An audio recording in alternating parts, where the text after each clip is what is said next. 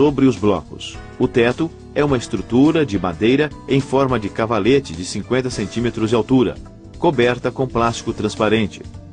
Serve para manter altas a temperatura e a umidade dentro da câmara. Os orifícios dos blocos devem reter água para manter alta a umidade no interior da câmara por evaporação. O teto deve se apoiar na parte central dos blocos para permitir a saída do excesso de umidade. O processo de multiplicação rápida começa com a seleção de plantas maduras e sadias para a retirada das mudas. As plantas devem ter pelo menos 8 meses de idade. Devem ser retirados os melhores caules. As ramas devem ser cortadas em estacas com 2 nós, usando serra desinfetada. Após tratar as estacas com solução de fungicida e de inseticida, estas são plantadas no substrato, na posição horizontal, à profundidade de 1 centímetro. Mantendo-se o substrato úmido e sem encharcar, as estacas germinam e emitem vários brotos em poucas semanas. Quando estes brotos alcançam entre 8 a 10 centímetros de altura, devem ser cortados a 1 centímetro do cabo da planta, com lâmina desinfetada. O corte deve ser feito logo abaixo de um nó para estimular o enraizamento. O broto cortado deve ser lavado em água até parar de sair látex. Depois deve ser transferido para outro recipiente com água. Podem ser colocados vários brotos em um mesmo frasco. O recipiente com os brotos deve ser colocado na câmara de enraizamento. Essa câmara consiste em uma mesa de superfície branca, coberta com uma estrutura de madeira e plástico. A mesa deve ter altura de 80 centímetros. A distância entre a mesa e o teto deve ser de 1,5 metros para evitar o aquecimento excessivo dentro da câmara. Na mesa são colocados os vidros com os brotos. A água dos vidros deve ser trocada 1 vez por dia até que ocorra o enraizamento.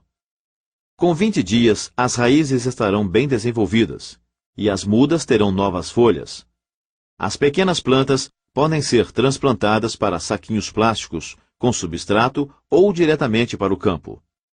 O método de multiplicação rápida permite a obtenção de mudas livres de doenças quando se usam estacas tratadas em laboratório.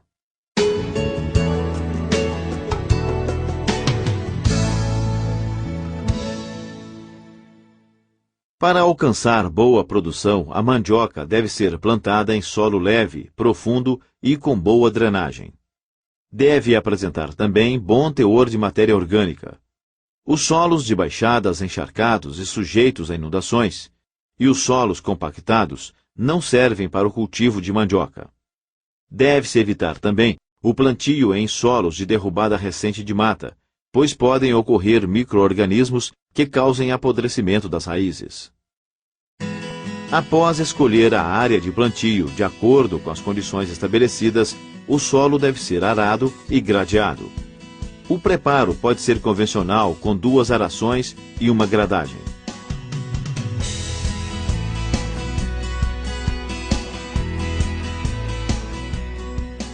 A primeira aração deve ser feita 2 meses antes do plantio, ocasião em que se faz também a calagem, caso seja necessário. Caso o solo esteja compactado, recomenda-se usar o subsolador antes das operações de aração e gradagem. A segunda aração é feita na ocasião do plantio, a 20 centímetros de profundidade.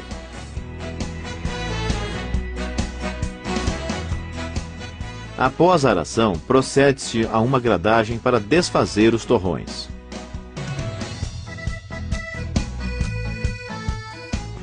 Para conservar o solo, evitando problemas de erosão, é preciso utilizar técnicas adequadas durante o seu preparo. O solo não pode estar muito úmido, nem muito seco. Deve estar com umidade suficiente para não levantar poeira, nem aderir aos implementos. O revolvimento do solo deve ser o mínimo possível. Deve-se evitar usar máquinas e implementos muito pesados. O plantio deve ser feito em curvas de nível e, se preciso, deve-se construir terraços de base larga. Outro cuidado é deixar o máximo de resíduos vegetais sobre o solo. No preparo do solo, a mandioca também ela exige um bom preparo. Uma boa análise de solo para ver a necessidade de calagem, ver a necessidade de adubação, depois uma subsolagem se o solo estiver compactado, uma aração em nível, uma gradagem em época adequada, com plantio em nível, abertura de curvas em nível, para que a lavoura possa decorrer perfeitamente.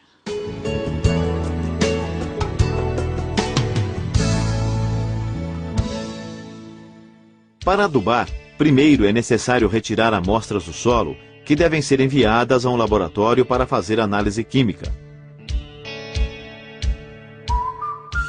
Os resultados da análise do solo vão indicar a acidez, ou seja, o seu pH e o teor de nutrientes essenciais ali presentes.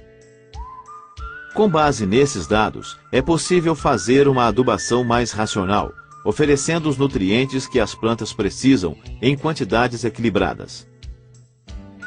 A mandioca é bastante tolerante à acidez, desenvolvendo-se bem em solos com presença de alumínio e pH mais baixo que 5,5. No entanto, é muito sensível a solos alcalinos com pH superior a 8. Por isso, deve-se ter cuidado para não aplicar calcário em excesso.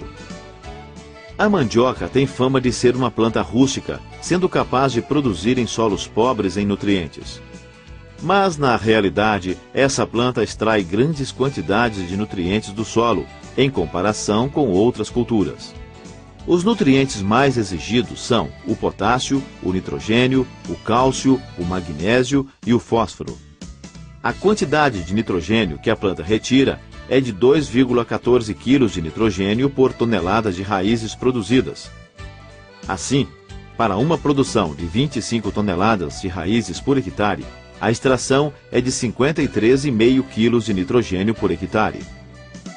Caso seja retirada toda a planta do terreno, a extração de nitrogênio sobe para 174 kg por hectare. A mandioca retira 460 gramas de fósforo por tonelada de raízes produzidas. Para uma produção de 25 toneladas por hectare, a extração é de 26,3 kg por hectare. Retirando-se toda a planta do local, a extração passa a ser de 72,1 kg de fósforo por hectare. A extração de potássio é de 3,5 kg por tonelada de raízes, o que dá 105 kg por hectare para uma produção de 25 toneladas por hectare. Retirando-se toda a planta, a extração passa a ser de 200,7 kg por hectare. Para manter a boa produtividade da lavoura, é preciso repor esses nutrientes através da adubação. Os efeitos da calagem na lavoura de mandioca são inexpressivos, não levando a aumento considerável de produção. Por outro lado, a mandioca é bastante exigente em cálcio e magnésio. E para fornecer esses nutrientes, é preciso aplicar calcário como fertilizante e não como corretivo do pH do solo. Quando a análise do solo indicar teor de cálcio e magnésio menor ou igual a 2 miliequivalentes por 100 gramas, deve ser feita a aplicação de 1 tonelada de calcário dolomítico por hectare por ano. Quando o teor encontrado for maior que 2 miliequivalentes por 100 gramas, não é necessário aplicar calcário. A quantidade de nitrogênio a ser aplicada depende do potencial produtivo da lavoura, do tipo de solo, se é mais arenoso ou mais argiloso, e do teor de matéria orgânica. Se o solo tiver muita matéria orgânica, esta, ao se decompor, liberará nitrogênio, que poderá ser aproveitado pela lavoura. Assim, não é necessário adubar com nitrogênio. Existem tabelas com recomendações de adubação com nitrogênio para situações específicas, como solos arenosos e solos argilosos de Santa Catarina. Mas uma recomendação geral é a aplicação de 30 kg de nitrogênio por hectare. A quantidade do produto comercial usado vai depender do seu teor de nitrogênio. Uma boa opção para fornecimento de nitrogênio é o uso de matéria orgânica. O esterco de gado, por exemplo, tem 0,5% de nitrogênio. O nitrogênio deve ser aplicado em cobertura toda a dosagem de uma vez, de 30 a 60 dias após a brotação das manivas. Não se deve cultivar mandioca em solo com muito nitrogênio, pois haverá grande crescimento das hastes e folhas, mas a produção de raízes será muito pequena. Em solos com muita matéria orgânica, deve-se cultivar primeiro milho ou outro cereal, para depois cultivar mandioca. Outra maneira de controlar o excesso de crescimento da parte aérea é diminuir o espaçamento, colocando as plantas mais juntas. O fósforo é um macronutriente que permite um sensível aumento da produtividade da lavoura. Ele pode ser aplicado na forma de superfosfato simples, fosfato de rocha ou farinha de ossos. A dosagem recomendada de fosfato depende do teor encontrado no solo. Assim, se o resultado da análise do solo indicar teores de fósforo entre 0 e 2 mg por quilo, aplicam-se de 65 a 80 kg por hectare de fosfato. Se for 2 a 6 mg por quilo, aplicam-se de 50 a 65 kg por hectare. Se estiver entre 6 a 13 mg por quilo, aplicam-se de 35 a 50 kg por hectare. Se for maior que 13, não é necessário aplicar fósforo. A quantidade de produto comercial a ser usado depende do seu teor de fosfato. A dosagem total de fósforo deve ser aplicada no sulco ou na cova de plantio de uma só vez. O potássio é exigido em grande quantidade pela planta de mandioca. Os pesquisadores identificaram necessidades diferentes de aplicação de potássio em solos arenosos e argilosos. Em solos arenosos, se o teor de potássio é menor ou igual a 40 mg por quilo, aplicam-se 60 kg de potássio por hectare. Se estiver entre 41 a 80 mg por quilo, aplicam-se 40 kg de potássio por hectare. Se for maior que 80 mg por quilo, não é necessário aplicar potássio. Em solos argilosos, a recomendação é reduzida para 40 e 20 kg por hectare, respectivamente. A quantidade do produto comercial vai depender também do seu conteúdo em potássio. Em solos muito arenosos, pode-se dividir a dosagem em duas aplicações, metade no plantio e a outra metade em cobertura, junto com o nitrogênio.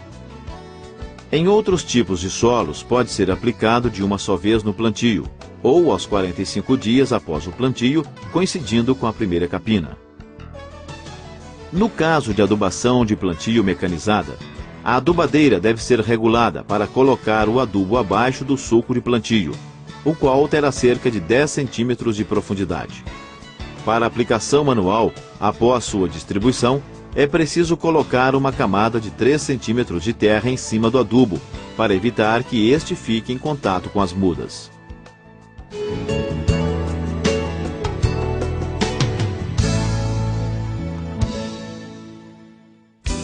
O plantio pode ser feito em sulcos, abertos com enxada ou com sulcador, em covas ou em camalhões. O plantio mecanizado geralmente é feito em sulcos. A distribuição do adubo deve ser localizada nos sulcos de plantio ou nas covas, feita manualmente ou com máquina. O plantio das manivas pode ser feito manualmente, o que implica no preparo prévio das mudas. Elas são distribuídas no espaçamento determinado, dentro dos sulcos ou das covas. A profundidade do sulco ou da cova deve ser de cerca de 10 centímetros. Após a distribuição, as manivas devem ser cobertas com uma camada de terra. O sulco deve ser todo fechado com terra. Dessa maneira, há maior retenção de umidade junto às mudas. Um homem pode plantar 2,5 hectares de mandioca em 8 horas de trabalho. O plantio pode ser mecanizado usando-se uma plantadeira. Nesse caso, as manivas devem ter comprimento de 70 centímetros a 1 metro. A máquina corta as manivas em pedaços de 15 a 20 centímetros. Primeiro é preciso regular a máquina para a distribuição das mudas no espaçamento desejado.